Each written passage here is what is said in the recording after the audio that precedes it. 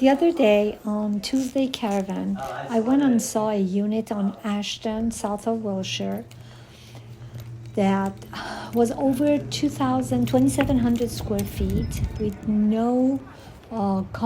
shared common walls, and quite honestly felt like a house. The unit is listed for 2,349,000, which seems a bit high, but if you were to buy a house, a single family in that area, it will be much more. The unit is perfect for a family that is looking for a great elementary public school in the neighborhood, and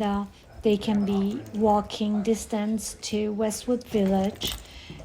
and a lot of restaurants, shops. So overall, considering that units like this does not come on the market quite often, this will be a great opportunity for whoever that is looking for a condo on the west side with lots of square footage and a front facing, nothing but the balcony was over 300 square feet. Text me, contact me if you know anyone who might be interested, or if yourself would like to see it, you know where to find me.